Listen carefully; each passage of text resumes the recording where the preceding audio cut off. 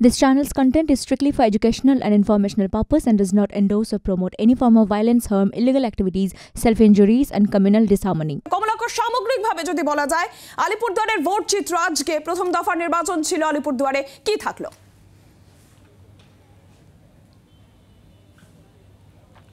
নীলাঞ্জনে একেবারেই উল্টো ছবি তার কারণ কোচবিহার এবং জলপাইগুড়িতে যে ছবি আজকে দেখা গিয়েছে বিক্ষিপ্ত অশান্তির যে ঘটনা তার সম্পূর্ণ বিপরীত ছবি বলতেই হবে এই আলিপুরদুয়ারে অবশ্যই নির্বাচন কমিশনের জন্য স্বস্তিদায়ক খবর আমরা কিছুক্ষণ আগেই তিন প্রার্থীর সঙ্গে কথা বলেছি বাম জোটের যে প্রার্থী রয়েছেন আরএসপির মিলি ওরাও তৃণমূল কংগ্রেসের প্রকাশ চিক বড়াইক এবং আমার সঙ্গে এই মুহূর্তেই রয়েছেন বিজেপির প্রার্থী মনোজ টিগ্গা তিনজনই কিন্তু স্পষ্টভাবে বলেছেন কারোর কোনো অভিযোগ নেই কোনো রকম বিক্ষিপ্ত অশান্তি নেই ভয় ডরহীন ভোট রক্তপাতহীন ভোট রয়েছেন মনোজ টিগ্গা একটু তার সঙ্গে কথা বলবো সারা দিন ধরে বিভিন্ন চা বাগান থেকে শুরু করে ভুটান সীমান্ত সমস্ত জায়গায় তিনি ঘুরেছেন ঘুরে কি বুঝলেন কেমন হলো ভোট এখনো পর্যন্ত যে আমাদের কাছে পার্সেন্টেজ 75.54% পাঁচটা পর্যন্ত ব্যাপক ভোটদান কি বলবেন আপনি আলিপুরদুয়ার লোকসভা কেন্দ্রের একটি ট্রেন্ড রয়েছে যে সবসময় 80% বেশি ভোট হয় মানুষ বাড়ি থেকে বেরিয়ে ভোট দেয় তো সবসময় আগাগোড়া এরকমই থাকে 79, 80, 82, 83% এরকমই থাকে সবসময় আলিপুরদুয়ার লোকসভা কেন্দ্রে আপনার বিরোধী যারা তারাও বলছেন আজকে একেবারে রক্তপাতহীন ভয় ডরহীন ভোট তারা অবাধে ঘুরতে পেরেছেন বুথে বুথে প্রার্থীরা ঘুরতে পেরেছেন কোনো জায়গায় কোনো অভিযোগ নেই আপনার কোনো অভিযোগ আছে এখন আপাতত সেরকম কোনো অভিযোগ নেই কিন্তু তুফানগঞ্জে কিছু ঘটনা ঘটেছে তারপরে তুলসীপাড়া চা বাগানে ঘটনা ঘটেছে আমাদের পোলিং এজেন্টকে বসতে দেয়নি এবং আমাদের কুমারগ্রাম বিধানসভা অন্তর্গত যেটা মহাকালগুড়ি গ্রাম পঞ্চায়েত এলাকা রয়েছে সেখানকার প্রধান আমাদের লোকে পিটিয়েছে তাছাড়া সেরকম কোনো বড় ধরনের কোনো ঘটনা ঘটেনি আমরা বলতে পারি যে অবাধে সুষ্ঠুভাবে ভোট হয়েছে এই পার্সেন্টেজ কত দাঁড়াবে মানে ভোটদান যে শেষ হচ্ছে 5টা পর্যন্ত আমরা ট্রেন পেয়েছি কতটা হতে পারে 80% বেশি যাবে আমরা আশাবাদী আছি মানুষ ভোট দিয়েছে মানুষ যে ডেভেলপমেন্ট হয়েছে যে উন্নয়ন হয়েছে মোদিজির সেই উন্নয়নের পক্ষে সাধারণ মানুষ ভোট করেছেন নীলাঞ্জনে একেবারে উৎসবের মেজাজ বলতে যা বোঝা যায় ঠিক তেমনভাবেই কিন্তু আজকে চা বলয়ের মানুষজন জঙ্গলের মানুষজন এবং আদিবাসী রাজবংশী সমাজের মানুষজন তাদেরকে আমরা দেখেছি যে সকাল থেকে সকাল থেকে কিন্তু বিভিন্ন বুথে বুথে ছিল লম্বা লাইন এবং মহিলা ভোটারদের কিন্তু সংখ্যা তুলনামূলকভাবে অনেক বেশি এমনকি কেন্দ্রীয় বাহিনী তাদেরকেও দেখেছি কার্যত তাদের মধ্যেও কিন্তু যথেষ্টই মেজাজ একেবারে বলা যেতে পারে উৎসবের ছিল তার কারণ যারা বৃদ্ধ প্রবীণ ভোটার তাদেরকেও হাত ধরে ধরে নিয়ে ভোট কেন্দ্রে তারা নিয়ে যান এবং তাদেরকে পৌঁছে দেন নির্দিষ্ট গন্তব্যে সুতরাং বুঝতেই পারছো একেবারে অন্য ছবি আলিপুরদুয়ারে ভোট পড়েছে প্রায় 76% বিকেল 5টা পর্যন্ত হিসেব আমরা দিচ্ছি নির্বাচন কমিশন সেখান থেকে কি আপডেট আসছে সুতপা সেন আমাদের প্রতিনিধি সরাসরি রয়েছেন সুতপা ইতিমধ্যেই গোটা দেশের নিরিখে যদি বলা যায় ভোটদানের ক্ষেত্রে শতাংশের বিচারে বাংলা এগিয়ে রয়েছে বিকেল 5টা পর্যন্ত যে পার্সেন্টেজ আমরা পাচ্ছি আর কি আপডেট এখনো পর্যন্ত পাওয়া যাচ্ছে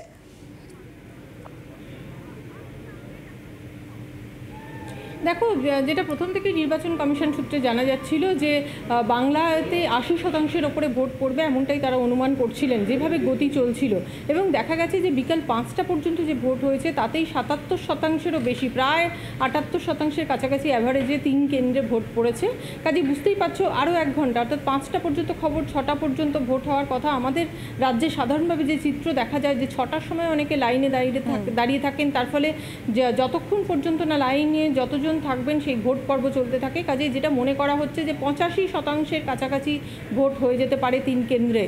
কারণ নির্বাচন কমিশন মনে করছে এখনও প্রচুর ভোটার কিন্তু বিকালের দিকে বিভিন্ন ভোট কেন্দ্রের লাইনে দাঁড়িয়ে আছেন তাদের কাছে এটাই খবর কাজে সেই জায়গা থেকে যেটা মনে করা হচ্ছে যে 80% তো পেরিয়েই যাবে 85%-এর কাছাকাছি ভোট পড়বে এমনটাই তারা মনে করছেন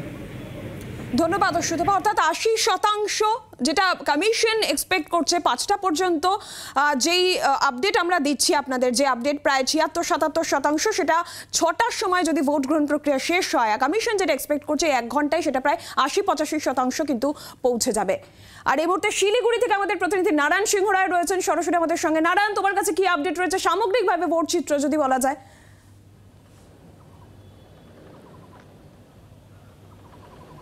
দেখো এই মুহূর্তে বলা চলে সামগ্রিকভাবে ভোট চিত্র কিছুক্ষণ আগে দুপুর থেকে বিকেল 4:30 অবধি বেশ কিছু জায়গায় কিছুটা উত্তপ্ত হলেই এই মুহূর্তে কিন্তু পরিস্থিতি সামগ্রিকভাবে একেবারে স্বাভাবিক। তো বলে রাখি, আমি এই যেই এলাকায় রয়েছি, সুশান্ত তাকে বলা হবে, এই এলাকায় এই মুহূর্তে কিন্তু তুমি যা দেখতে পাচ্ছ চিত্র, ঠিক কিছুক্ষণ আগে, অর্থাৎ কিছুক্ষণ আগে এই এলাকা কিন্তু পুরো উত্তপ্ত হয়েছিল। কারণ এখানে ভোটদান পর্ব তো চলছে, কিন্তু যেটা এসে দেখা গেছে যে ভোটদান পর্বরে এই মাঠ ঘিরে প্রায় মেলা বসেছে। সেই মেলা কার? বিরোধী শিবিরের, অর্থাৎ বিজেপির অভিযোগ ছিল সেই মেলা বসিয়েছিল তৃণমূল থেকে। কারণ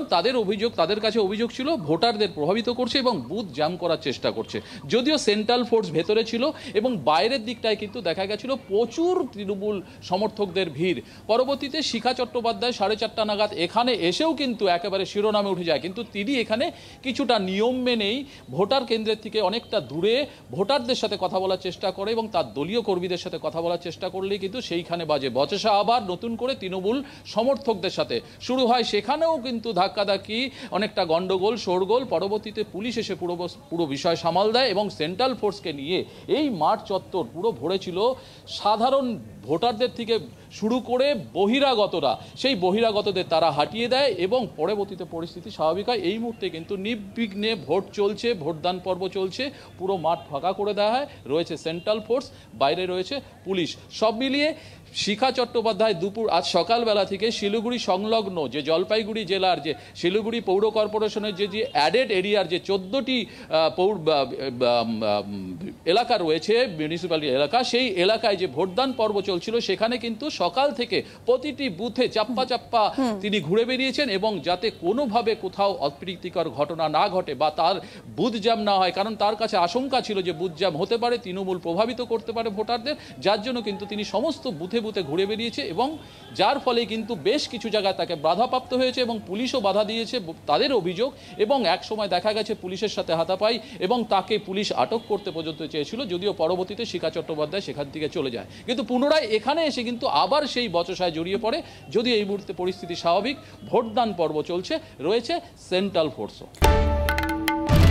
বাংলার আওয়াজ, বাঙালির আবেগ, জি 24 ঘন্টা।